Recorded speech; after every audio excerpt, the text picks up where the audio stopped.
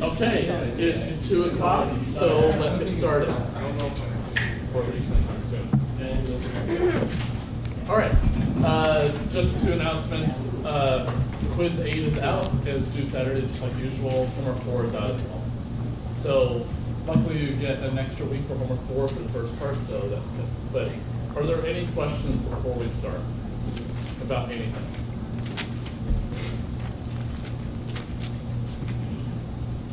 Remember, your questions are far more important than this. So I can go ahead and take them if there are no questions. Going once, going twice.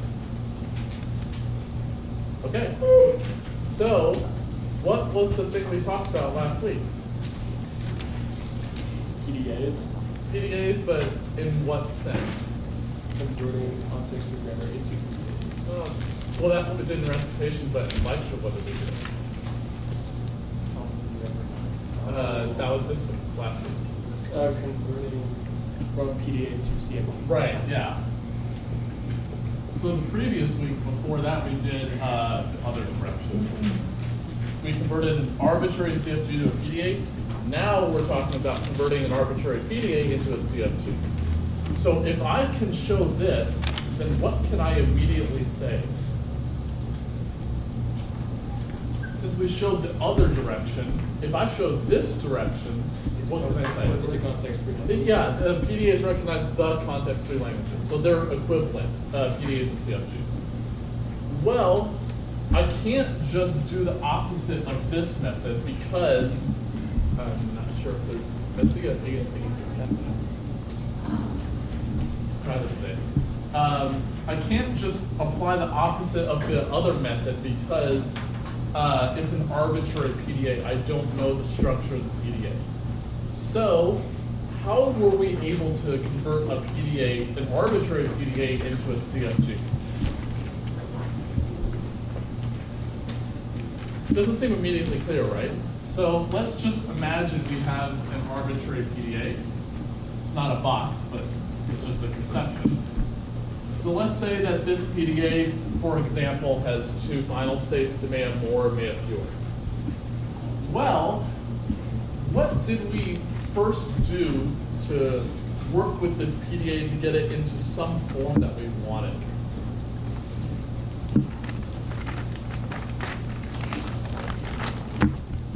What was, when we did the GNFA method, converting NFA to a regex, what was the first thing that we did? A new start state, but I'm not necessarily worried about that here, but what else did we do? A single final state. So the idea here is that I want to have a single final state, a single start state, which I do, but a single final state here, and we'll see why in a bit. So I'm going to make a new start state, make the old start final states non-final, and then what do I want to do with this new final state?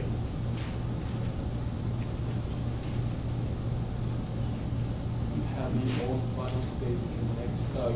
Yeah. So on transition to it. Yeah, so I want to accept here, if and only if I could accept before. Well, that must mean I better not read anything on either transition. But should I push or pop anything? I mean, pushing doesn't matter because remember, we don't have to have the stack empty when we accept. But should I pop on this? No, because the stack at this point may be empty. I can't guarantee that. It may not be empty. But I need to have it not pop. But I'm not going to push either. Okay, well that's good. But what's something that may be something that we want of the stack at the end?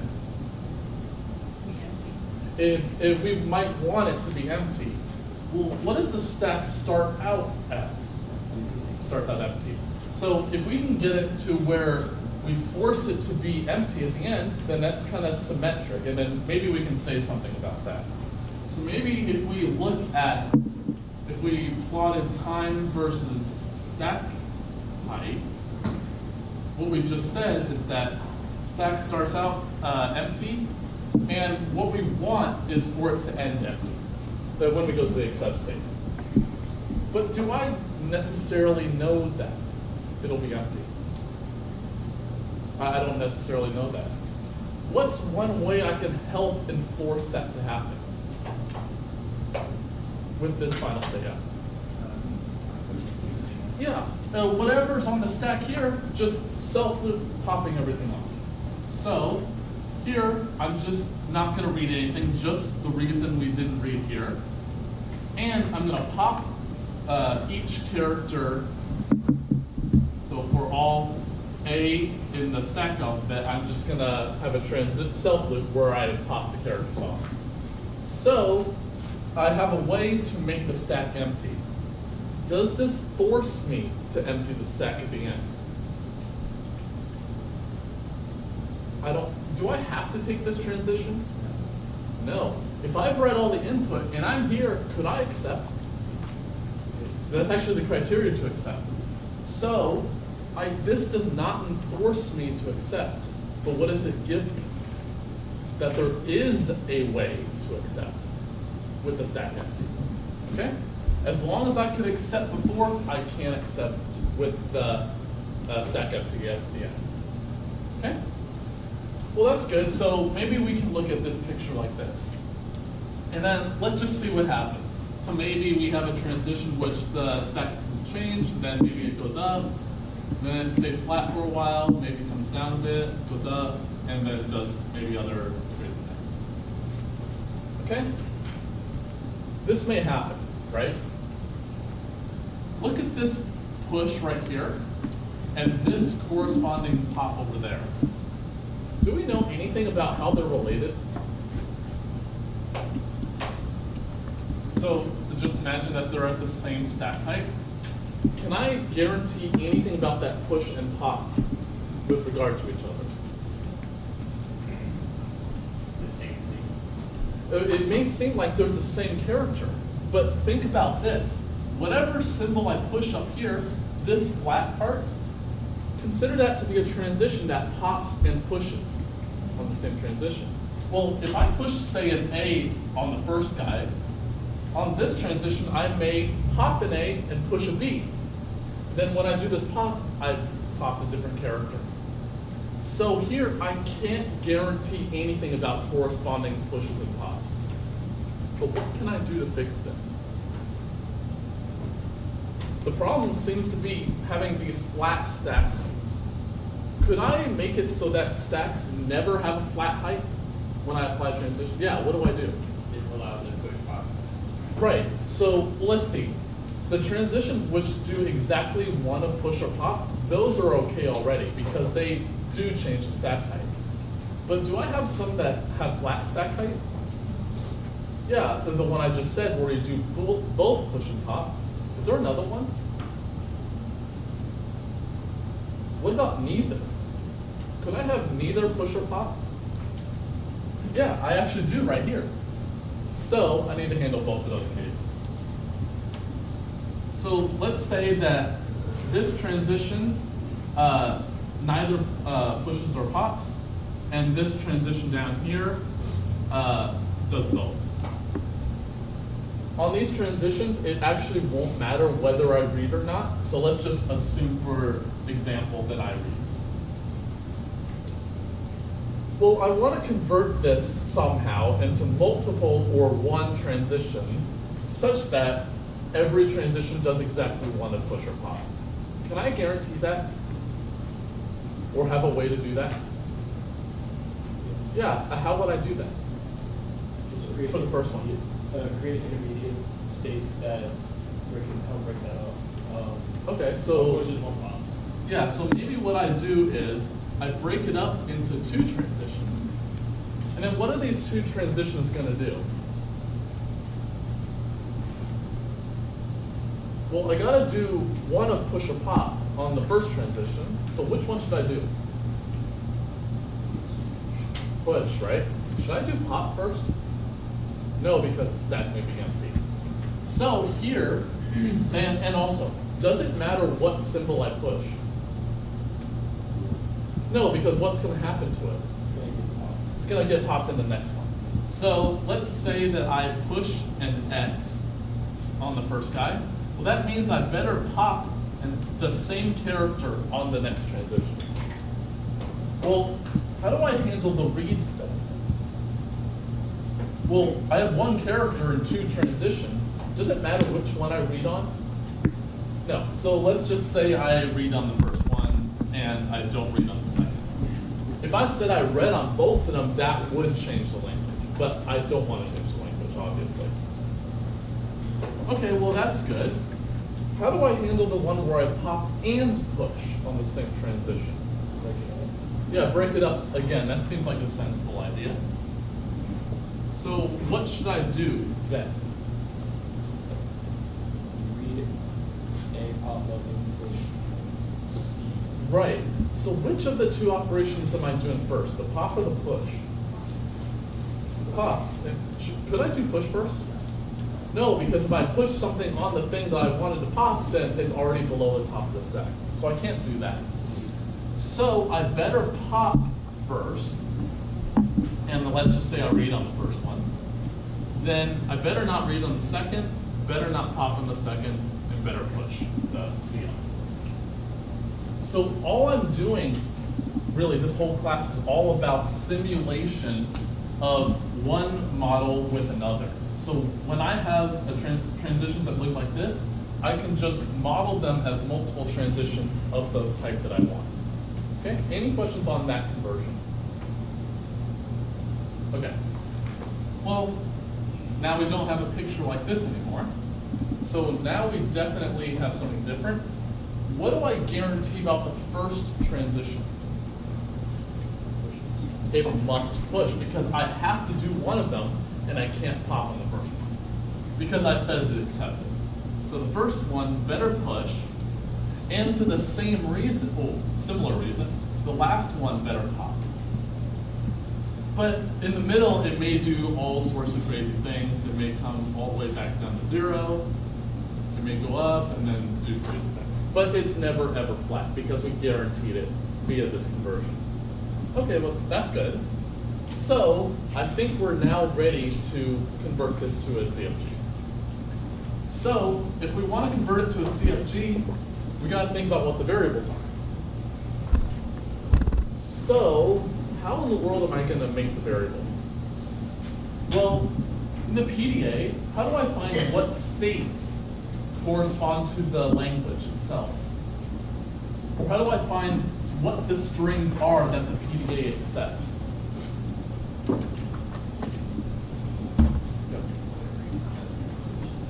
What's that?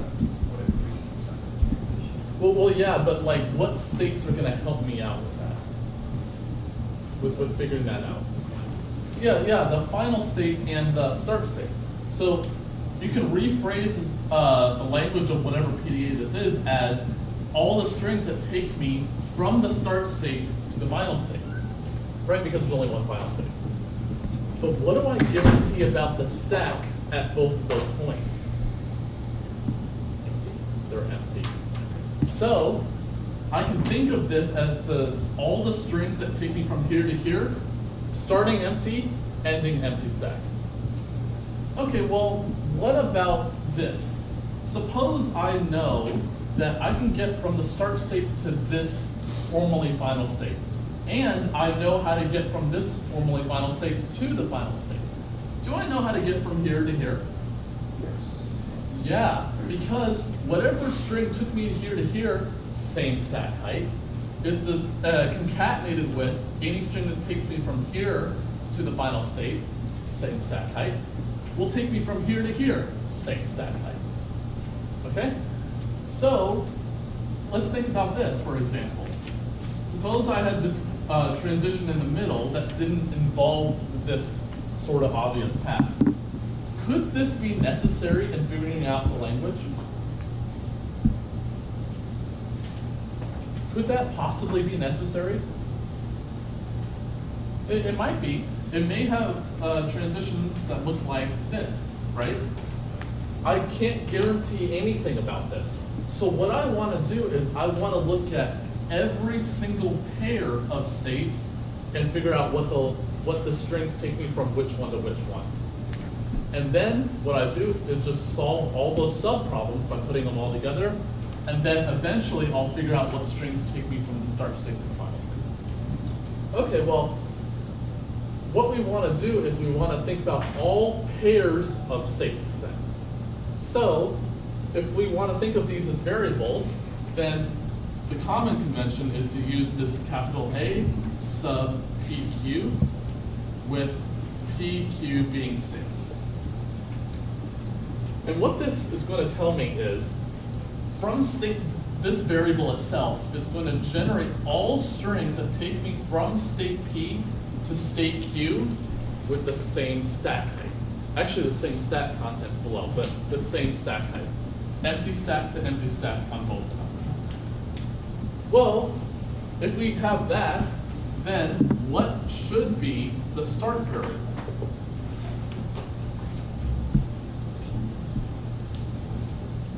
Well, the start variable generates all the strings in the language that we want. So what states are going to help me with that? The language of the PDA, from what state to what state? I didn't give names to them, but. Yeah, from the start state to the final state. So the start variable is going to be A sub Q0, where Q0 is the start state, QF, where QF is the single final state. Okay?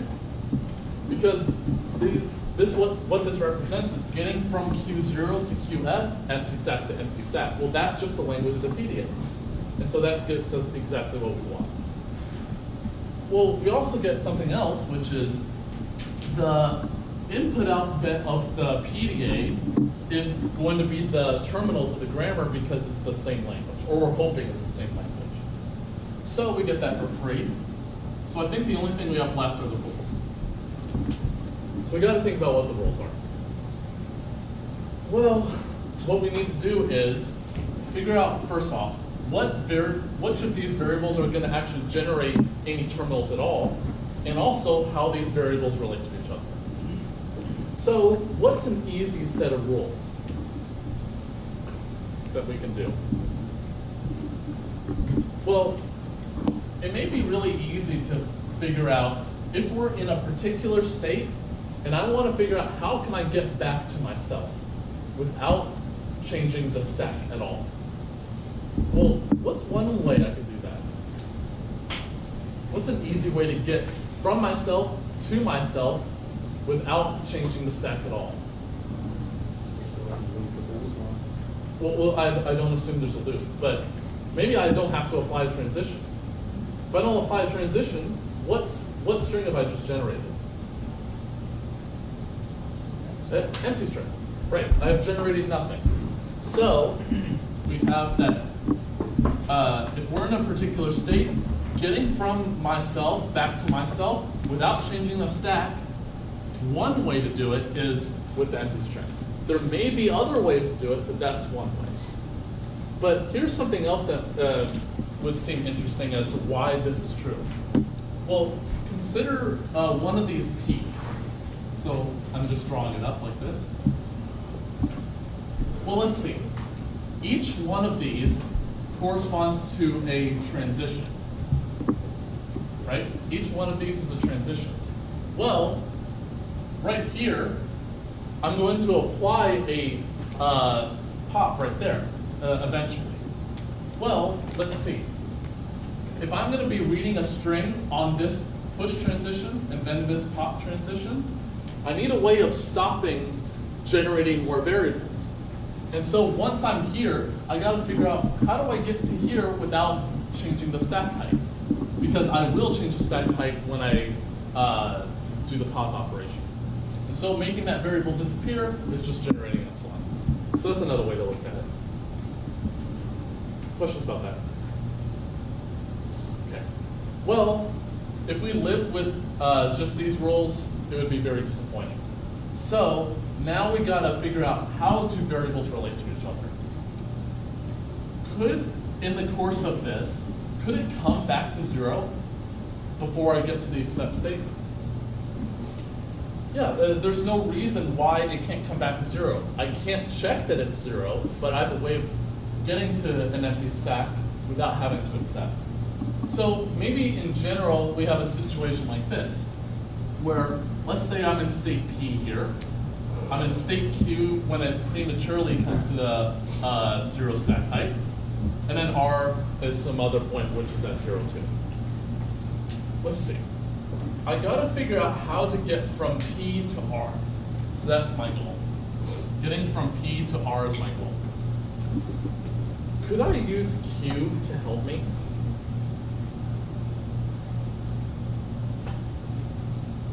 P to R with the same stack height. And Q is an intermediary point with the same stack height. Could I figure out how to get from P to R using Q to help me? Yeah, how would I do that?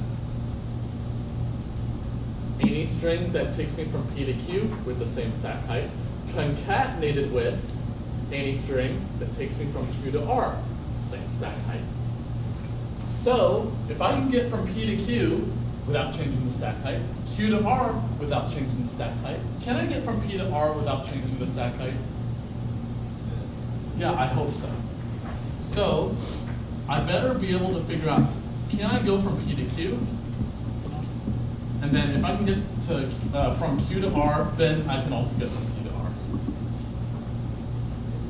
Do I assume anything about what P, Q, and R are other than states? No. So this is for all P, Q, R. So these two sets of rules are just blindly made. They're not looking at the PDA at all, other than the states themselves. Well, if we lived in this, with these two sets of rules, then we're still in trouble because I haven't generated any terminals yet. So we gotta figure out how to do that. So let's see. For this push transition at the beginning, what do you know about this pop transition right here? It's the same character because I at first assumed there's no way to get to 0 beforehand, but once I assume that, there's no point which the stack is level at any point in the middle because we made that change. So let's see. We have a situation like this.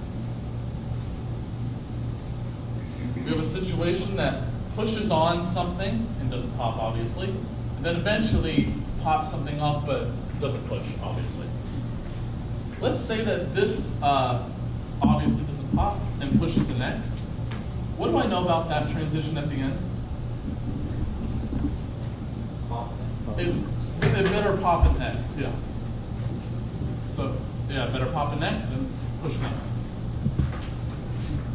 Do I assume anything about what's being read on the transition? Do I assume anything about what's on the being read? No, because all I'm worried about here is the stack height. I don't care what's being read.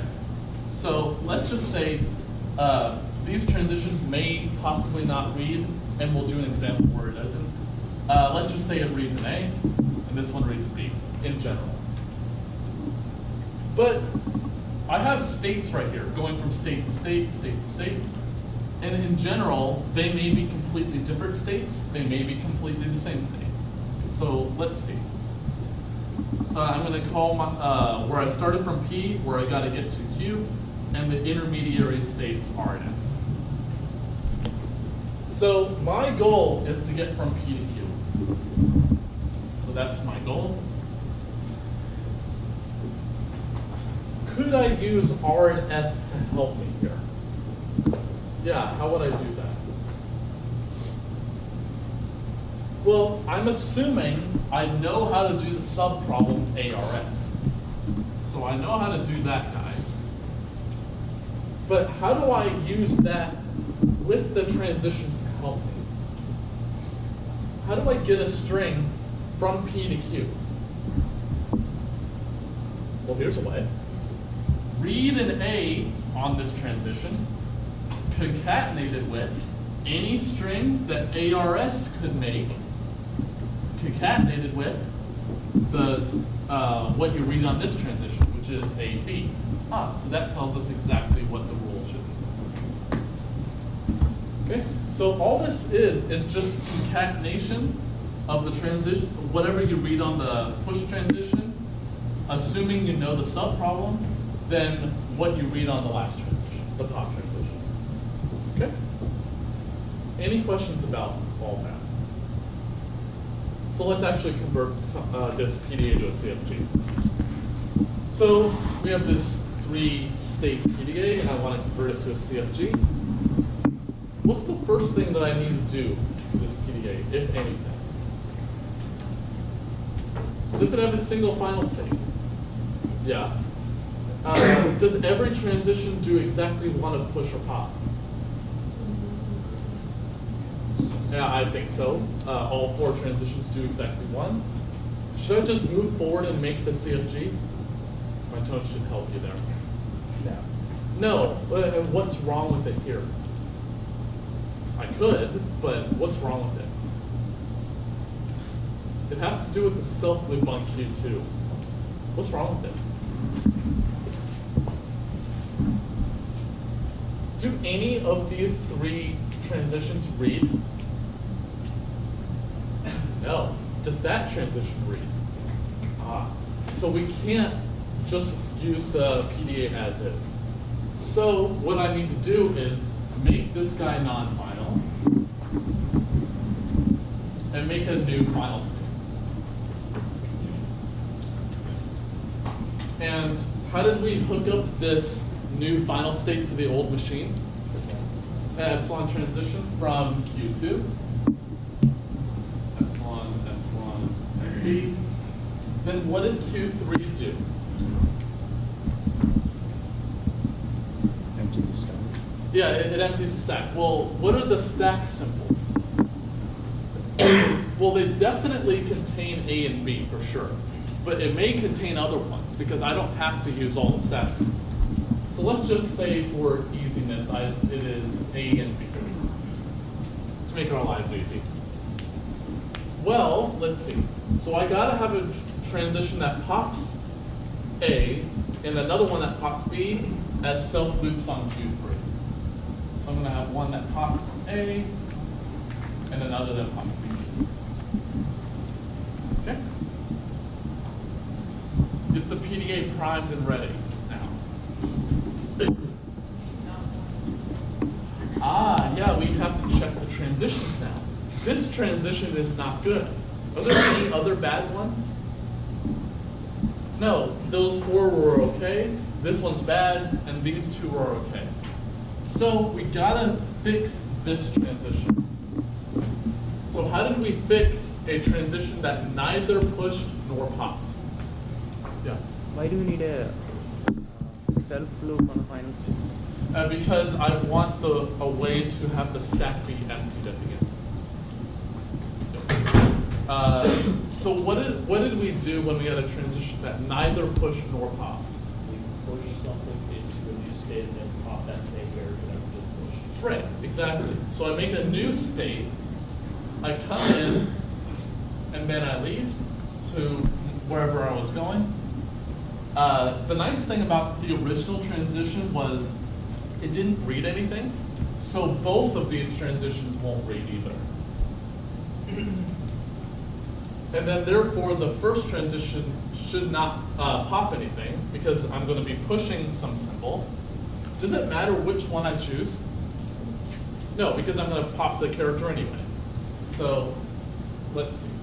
Let's say I push an A, but it could be B, it doesn't matter. What do I know about this transition? Let's pop the same character. Pop the same character. Yeah, I can't pop a different character. Because if I got here, if it was a different character, I'd be stuck and I would accept. So I gotta do this. And now the PDA is actually the form that we want. So that's good. Okay? Do we need to go from Q4 to Q3 like that? Can we, since we know it's already going to pop off A and B in the final state, can we just put A to the final state? Yes. but I want to be absolutely sure that this works for every PDA. I'm trying to be algorithmically careful. Yeah, but you're absolutely correct. Can you re-explain why you only had to account for either A or B on that Q4? Yeah, it's transitions to and. Yeah, so, well, the transition we had was neither push nor pop, which I can't have, obviously. So what we did was we broke it up into two transitions where we pushed an arbitrary symbol on the first one and then popped the exact same one. I just chose A. It could be B. Okay. Yeah. So just a clarification on that. So we're not allowed to have transitions that have no push or pop? In a normal PDA you can, but to convert it to a CFG, you can't have one that doesn't do exactly one of the two operations. Okay. Any other questions? Okay, so now let's convert it to a CFG. So what are the variables? Well, first off, how many variables are there going to be?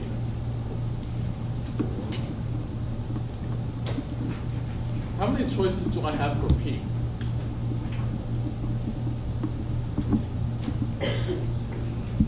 I hope we can count to 5. Please count to 5. How many states are there? 5. How many choices do I have for P? 5. How many choices do I have for Q? 5. So how many rules do I have? Sorry, how many variables do I have? 5. Please don't say 10. How many do I have? 5 choices independently of 5 other choices. I think that's 25. So I don't think I'm going to be writing all of them down, but let's just start writing a few.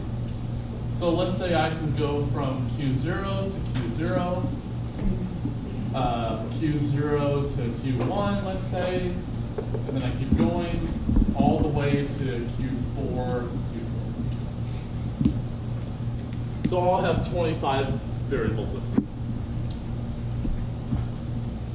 In general, I will have to use every single one of these variables, but are some of these variables going to be useless?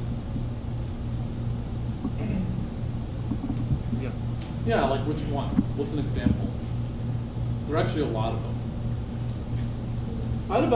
How about A, Q2, Q0? Will that ever generate anything? No, because there's no way to get back from Q2 back to Q0. So some of these variables in general could generate nothing, but I want to work as if they could.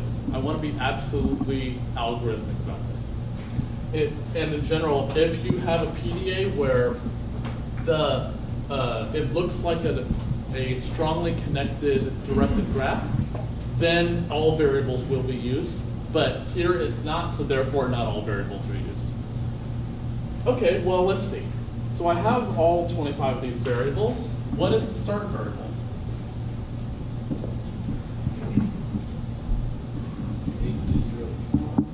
The Q4? What's the final state? Q3. Yes. So it's A, Q0, Q3. All the strings that take me from Q0, Q3 to Q3 with the same stack type. All right. So now we got to make the rules. Because we know the terminals are just going to be A and B. Well, include A and B. What's an easy set of rules that we can make no problem?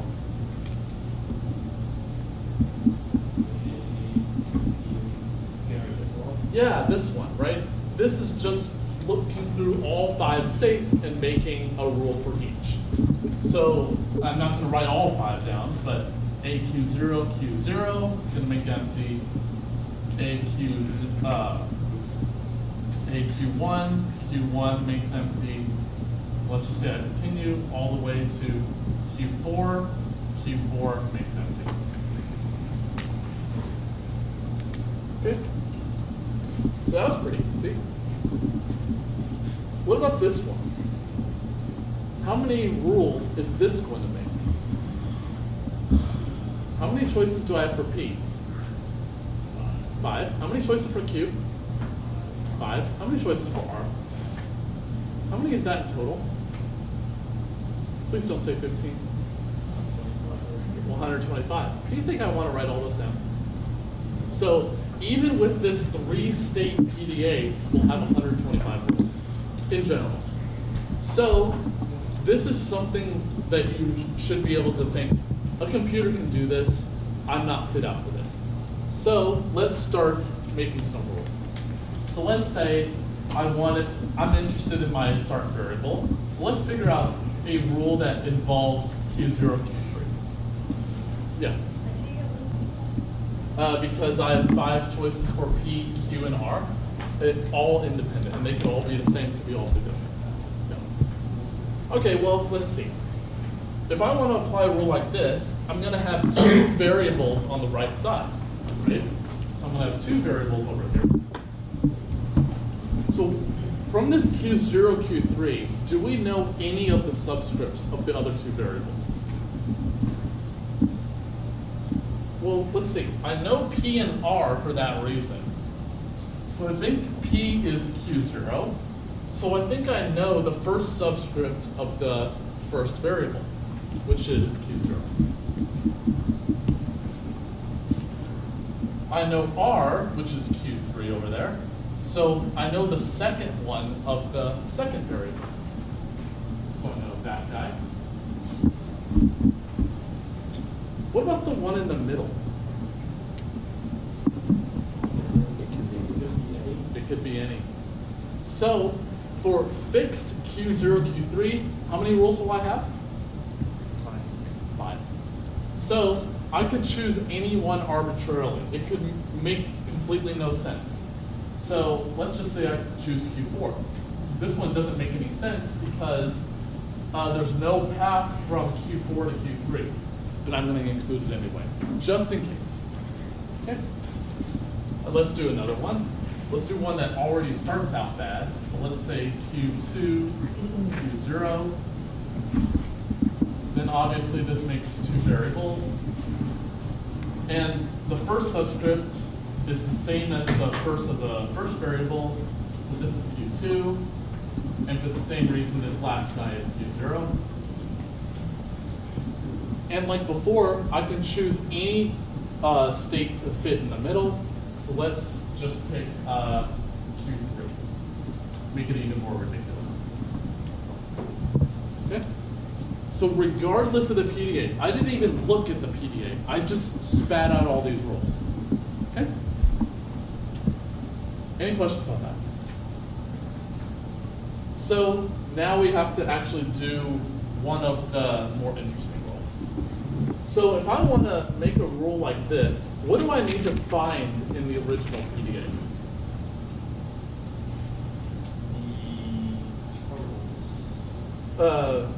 Not necessarily the terminals, but something to do with the stack. What did I have to guarantee about these 2 transitions?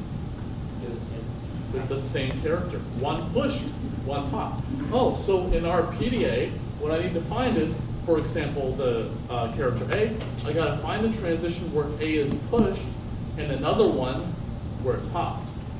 So let's say I look at this transition. This is a transition that pushes A. Is there a transition that pops an A? Yeah, there are actually 3. So here's one, and here's another one. So let's, for example, let's do this one. So I'm going to write it here. So I'm going to rewrite the transitions to make it easier for ourselves. So I push an A on that transition, and this one pops an A.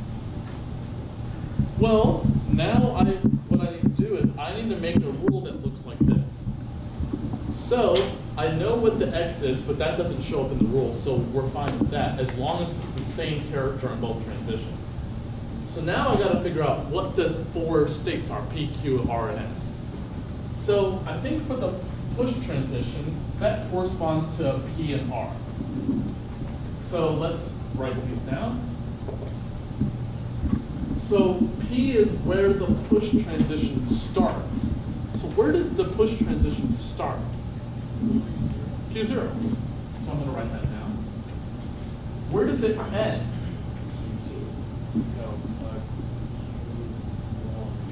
does the push transition, this push transition end? Q0, that's where the transition goes. So it ends at Q0. And S and Q are corresponding to the pop transition. Where does the pop transition start? Don't all answer at once. Q2, yeah. So Q2. Where does the pop transition end? And also Q2. Okay, so we're almost there. So what I want to know is, what is A, P, Q? Well, P and Q are Q0 and Q2. So I want to know A, Q0, Q2. And the subproblem that I already know, I suppose I know, is R and S. Well, what is RS? That's Q0, Q2 as well. So A, Q0, Q2. But now I got to figure out, did I read on the push, and what also did I read on the pop? So did I read on the push transition? Yeah. What did I read? A. So I'm going to put an A over here. On the pop transition, did I read anything? Read B. I read a B. So I put a B here. And that's the rule. Okay. Cool. Let's do a more interesting one. So let's do Q4 to Q3, because that's popping in A as well. Q4.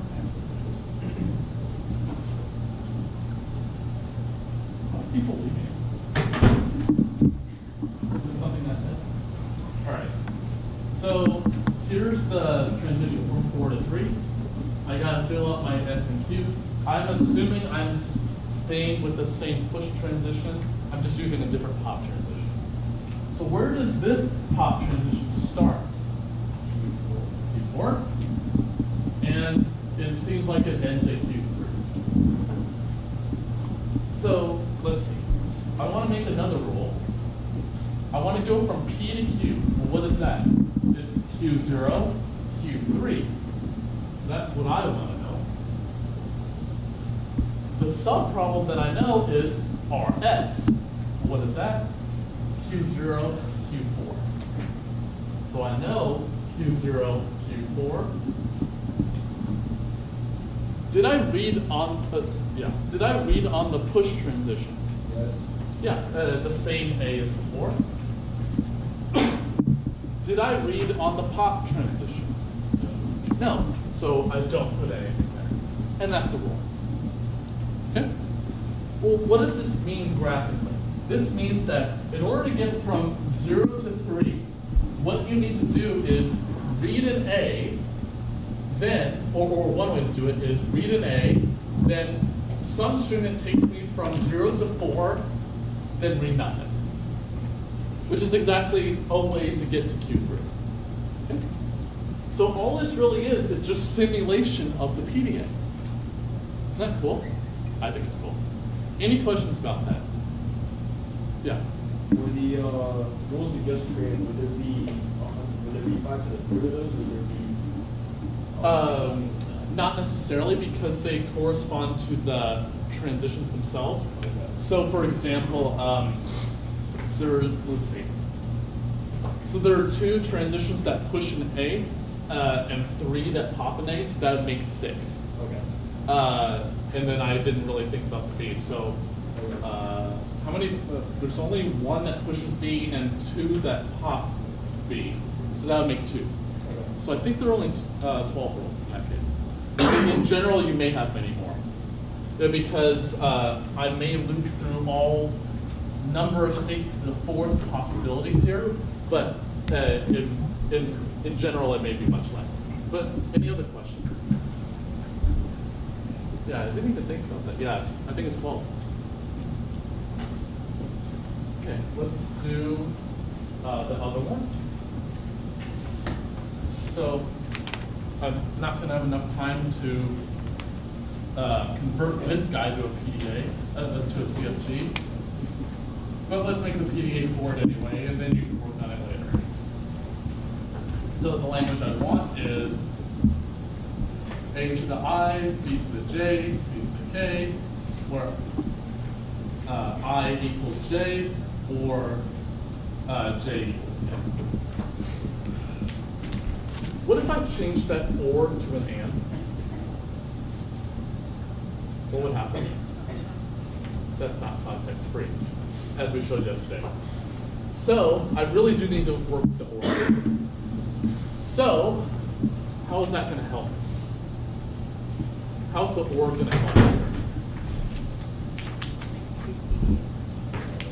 Right, so or kind of sounds like union. Could we do union with PDAs? Yeah, we've seen this multiple times. So all we do is just triple epsilon my way over to both parts. And there are more compact ways to do this. This is just the most intuitive that I can think of.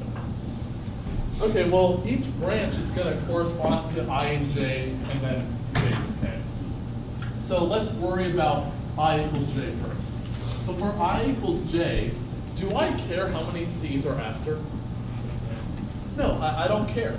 So maybe what we can do is very similar to a to the n, b to the n, and then just spout off all the c's at the end. So how did we do that? A to the n, b to the n. Could you just create a state where you read and push A, read and push B, and then go back? So like a two-stage transition. Right, yeah. So the idea, remember, was push on all the a's, and then match up the b's afterward, and then just spout off all the c's when we accept. Is there something we have to ensure, though? We have to make sure that we don't empty the stack prematurely, or pop an empty stack. So how did we fix that? We create a marker before we start pushing A. Right, yeah. So what we did first was push on a special symbol. So I'm going to push on the special symbol $, let's say. And then let's just do the idea that was suggested. Whenever we read an A, we're going to put it on, and non-deterministically start saying the B's are going to happen next. So, and then here, when I read a B, I'm going to pop an A at the same time. Then once I'm done all that, I'm going to non-deterministically say the B's are done, but if I matched everything up right, the only thing on the stack is the $. So I should pop that guy off, and that's the only way I can check. And at that point, I should accept because I don't care what happens afterward. So what I do in the final state is just spout off all the C's. Just read them all, and then you're done. And the nice thing here is that I can guarantee at this point the stack is empty because this is the first thing pushed on the stack. So that's nice. What about the j equals k case? Well, yeah, pretty much the same thing, but I have to spout the A's off at the beginning. So in this state, I'm going to spout off all the A's. Just read them all. Then I should do almost the exact same thing here where I put on a special symbol and then match the now B's with now C's instead of A's and B's. So I'm going to put on a $. Here I'm going to, every time I see a B, put it on the stack. Non-deterministically choose to start reading the C's. So C, pop a B off, push, and then we do almost the exact same thing as we did before, but now we don't read off all the C's because we already read all the C's. Okay? Cool. Is this PDA in a good form to convert it to a CFG? No, there's problems everywhere. There's two final states, can't have that. We have transitions in final states that read. We have transitions that neither push nor pop. The good thing is we don't have transitions that do both, thankfully, but we have a lot of work to do to fix that, and I don't have enough time to actually do that, so I encourage you to work on that. Yeah. What exactly is the issue with neither pushing nor popping? How is that a problem? It ends up not being a problem but I am trying to guarantee things about the stack type changing. And the problem is if I read something on the do nothing transition, then I don't know how to represent that as a rule. Yeah, that's why. Any other questions? All right, I'll see you next week.